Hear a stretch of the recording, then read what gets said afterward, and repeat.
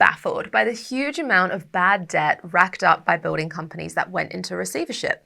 In theory, if they paid their suppliers net monthly and their subcontractors within 14 days, then assuming a 50-50 split between the two would mean they would only ever owe around 1/12 of their revenue, or 8.33%, while they were trading solvent. Even if they were trading insolvent and payments were being made after 90 days and 30 days respectively, that would still mean they only ever owed 17% of their annual revenue. And yet typically, when residential building companies go into liquidation, the amount of debt they owe is around 40% of annual revenue, which is quite staggering.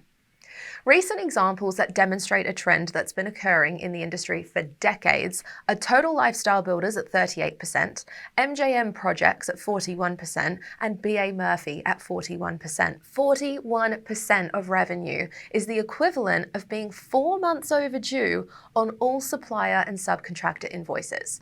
Clearly, this is not a situation that could have happened overnight or even within a few months, meaning these companies that fall over owing huge amounts of money were almost certainly trading insolvent for a number of years before they collapsed. However, look at any liquidator's report on a failed building company, and that is exactly what they expect us to believe. Time and time again, we see the same explanation from a forensic accountant who states, the company was trading profitably until recently when losses started occurring due to XYZ. At this point, any number of far-fetched explanations are inserted in order to try to explain how a building company suddenly went from making money to losing millions of dollars in a short space of time.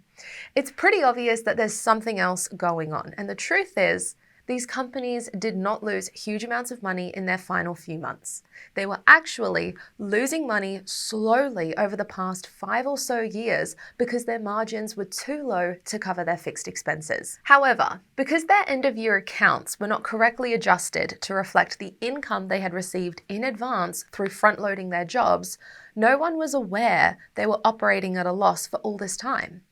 Not the owner of the building company, the accountant, or even the licensing authorities that granted permission for a loss-making company to continue racking up more and more debt. In truth, it's no one's fault. If anything, it's the jargon we use in the industry that confuses accountants and leads to incorrect financial statements being prepared. However, all the time the owner of a building company believes they are making money, they have no reason to question their pricing model, much less realizing they need to fix it up before it's too late. It became clear to us that a new way of pricing residential construction projects was urgently needed. A pricing model that would factor in a building company's fixed costs, ensuring that a net profit was made on every single project. Which is why in 2014, we developed the Pricing for Profit calculator, a tool that allowed builders to price projects of different sizes and varying complexity profitably without any guesswork. It also allowed builders to identify a true break-even point for every project they were pricing so that they knew their walkaway point. The walkaway point was the price at which they would be better off sitting on a beach rather than taking on a project that was going to steal from their own personal reserves. And it also allowed builders to identify the real cost per day for every day a project was delayed. A lot of the time, this hidden cost gets overlooked when pricing a change order or variation, or when a subcontractor fails to show up, delaying the entire project by a day or more.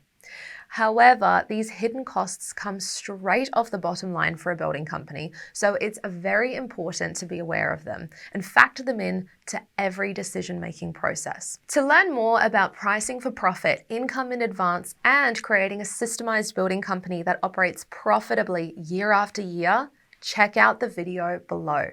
It will take you behind the scenes at the Association of Professional Builders and reveal the tools being used by our members to generate more quality leads and more sales at higher margins while improving the building experience for their clients.